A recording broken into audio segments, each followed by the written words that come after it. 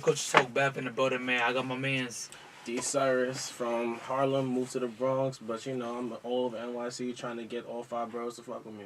Talk to me, man. Listen, I'm another Harlem, move to the Bronx type of nigga. What part of Harlem you went to the Bronx from? I used to live on 145th, 8th Ave, that area, and then I moved to basically 161 down the street from the stadium, all them avenues and shit. Yeah, that's funny. I came from 155th. I came from Polo. Then I moved to like Forest Ave. You feel me? Basically the same area type shit. That's cool. What's the difference you seen between Harlem and the Bronx? If you see any.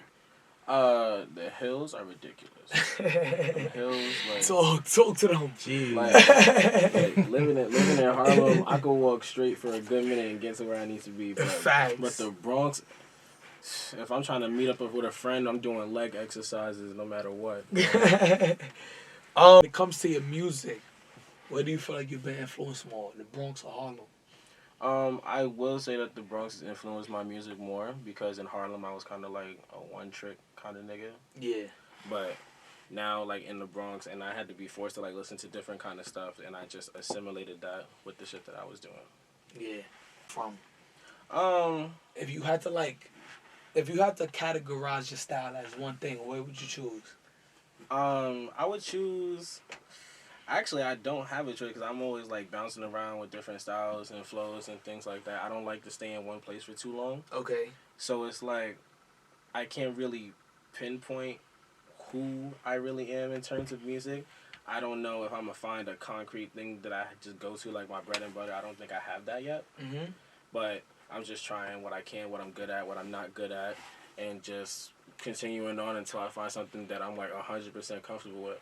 Okay, so what if you had to choose a lane that you would want to be in? What lane would it be then? It would have to be some like perfect balance between melodies and just hard bars because from there I can kind of like do both on the song at once and like confuse the listener and be like, oh, is there a feature? No, it's just me. Yeah. All right. So talking about hard bars, you feel me? How old are you, if you don't mind me asking? I am now 20. I turned 20 in September. The boy's a young boy, you feel me? I ain't go cat. It's a bunch You feel me? I'm about to be 31. 30. What? You feel me? You 30. had me fooled. Not 31, 30. Almost said 31. Yeah, 30. I'm about to be 30, you feel me? You had me fooled. I'm my fault. I had you fooled, bro. I thought you was like 25. You know, a lot of people consider music different now from y'all generation. You feel me? So what has been like the most different thing that you have gone to from your generation than before? The most different thing that I had to do was understand that there are fan bases for different subgenres of rap and hip hop and all that stuff. And I'm not one of those people that be like, oh, the old days is gonna be always the best, this, that, and the third, because there's people before that said the same thing about the hottest artists of their time, and now it's our time, and it's a whole bunch of different shit. And I'm pretty sure in the future we gonna end up saying the same shit about whoever's hot in that generation. So it's just all about who likes what and where they came from. Yeah, I'm not gonna lie. I was one of them old head niggas. I was like, nah, this new shit not fire. You feel me? But I quickly turned into like, gotta fuck with the new wave. You feel me? So what about the new wave sticks out to you? The new wave that sticks out to me is definitely how people are starting to develop a mastery towards like auto-tune and like punch-ins and all that stuff, because they find a way to make that their own, and then it sounds like they rapping over themselves, but it's not like it's fucking with the song. And like, for example, somebody like Tekka and Sofago, those are like those are artists that literally do that, and I don't get tired of it. That's my personal opinion. I don't get tired of it. And people think otherwise, but it's all subjective. It's all about what people like and what they don't like. Just because something's whack to you, it's not whack to somebody else. So talk to me about your inspirations then. You said Tekka. My inspirations, it's not anybody new, because like I developed an appreciation for music when I was about 10. I just didn't act on it till I was about like 16. Okay, so who you got then? Well, at around that time, Jay-Z, Big Sean came up at that time too. Wait, so what's What years are these then? At around like specific. between like the 2010, 2012 era is where I started liking music a whole lot. Okay. And then once like rap for that time got more complex and it branched out into other artists, I tried to do things like I was writing stuff, but I wasn't like going to a studio. I was like freestyling at school, even though I can't freestyle to save to save your life. But I'm trying to work on it. I'm doing better. All right. Like when I started going to studios, it was very, very interesting. I was scared to even look at a mic. I was just like, I can't, like, I had to sit behind the booth, turn the lights off and all that shit, act like I wasn't there. Nah, that's a fact. But, so what made you, like, what caused the change between, your confidence? What caused your confidence? The change in my confidence would have to be, I can't be scared forever. That's just what I say to myself all the time. I just can't be shook at all. I just can't be shook for all the important stuff that's going on. Because, like, I can't act like this on the stage or people going to boo me off. I have been booed off stage before. Oh, yeah? Talk to us about that then. I was 16. It was a performance for, like, I only had about, like, 3 songs at the time. Mm-hmm. And it was a good song, but I was so scared the delivery came out bad. And it was just, like, that's a tough crowd. It was in the Bronx, actually. Where in the Bronx? It was. You remember? It had to have been near the 6th line by Brook in that area. Okay, Brook Ave type shit. So the Bronx ain't nothing to play with. Yeah, that was a tough crowd, and the song wasn't even bad. I mean, compared to my shit now, yeah, but like at the time the song wasn't even bad, but it was just like I was so scared that the delivery came off terrible, and they didn't care how old I was. It was just like, ew. It don't matter. So let me ask you about that. As you've been doing more music and you've gone through experiences like that, do you feel like when it comes to music, is the lyrics more important, or is it really just like your delivery and your confidence type shit? Well, I definitely think that lyrics play a big part in it, but delivery matters just as much because celebrities can get away with a lot of shit if they go hard about it. Honestly, exactly. Because like, that's true. I definitely seen like Future is a hot example. Like his music is hard. Like I have to say like 90% of Future's music is hard to me. But that 10% that he gets away with is crazy. I ain't gonna lie to you.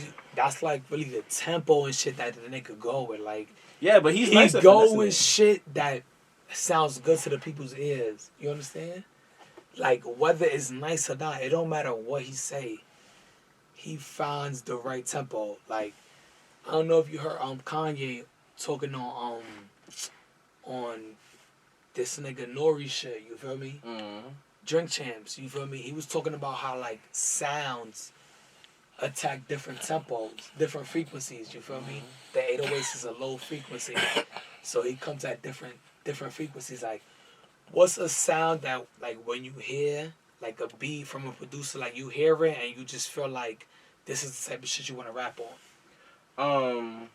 Honestly, if I listen to a beat and a flow shows up to my head instantly, I don't pursue yet. It's like fishing, honestly. Like, I don't pursue yet. I wait for, like, a certain part of the beat to really, like, catch me. And if for somebody that doesn't freestyle like that, if I feel the need to freestyle, then I feel like I should have this beat and write to it. Yeah. So you feel like if you could freestyle to a beat, that's your beat. Yeah, if it brings out something in me, then like if it brings out me trying to like rap on it right then and there, then I feel like I would be able to write a whole song to it. A whole song to it off rip. That's dope. What is some hard? All right, so what would you consider your style then? Well, like, if you had to categorize, you listen, man, we don't want to put ourselves in a box, you feel me? You could do one thing, and you could make another thing. But if you just had to pick, like, the first thing that you're fucking with, like, the first genre, like, what would it be?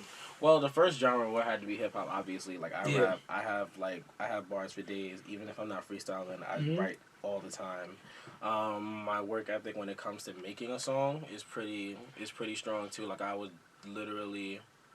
Like, if melodies are involved, I would literally hum for hours, walk around the house. Like, whatever tone of voice I need for the song, I would actually, like, try and maintain that for about a week before I even go to the studio. So by the time I go, it's like second nature to me. Yeah. And like you're really prepared.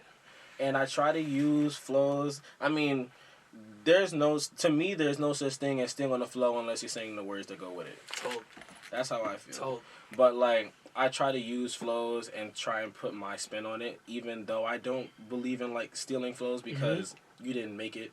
Somebody probably made some variation of it and then you spun it into yours. I'm just spinning that into mine, you know? Okay, I mean? So let's talk about that then. So you feel like making a variation of somebody's flow, you feel like that's not per se stealing?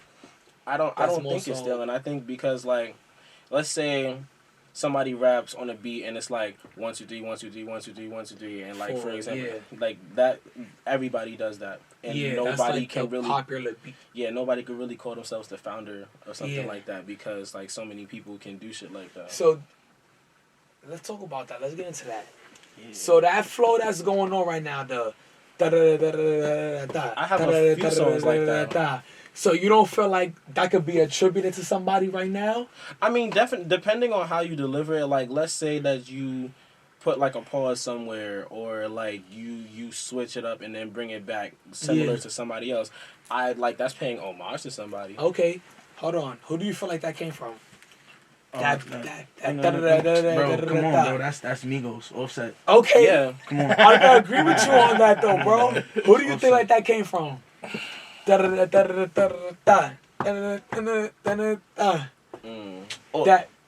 X. I'm like, bitch, who is your mans? Can't keep my nigga in my pants. Yeah. My niggas on me like, bro. But that's what I'm talking about. It's like, it's so many people who like took it and made it their own original shit. You feel me? But like what you said, bro, Migos Offset, I definitely feel like the Migos were one of the first people that started on that flow. No, definitely that became a highlight when they got into the scene. Yeah, for real. So like when Drake got on their shit and did the Versace remix or whatever, how do you look at Drake? Culture Vulture or somebody who's showing love to everybody else, bro? How do you look at that shit? A good part of me feels like he's showing love to everybody else, but it's something about when the Mandem accent comes in. It's something about that like don't get me wrong, I definitely fuck with Bad Mind Drake. Yo, I need answers. Bad Mind Drake is crazy. But yeah, I definitely feel like part of me feels like he's like paying love to like other types of music and all that stuff, but it's just something that rubs me the wrong way when it comes to like doing it a little bit too well for somebody that isn't what that comes from, you know what I mean? Yeah. But I mean, that could also just attribute to how good he is, because if you can pull that off and you're not even that race, then you have it, honestly. Like, exactly. However I feel about Drake, I can't deny how nice he is. So can't deny how nice he is. So what's like, who's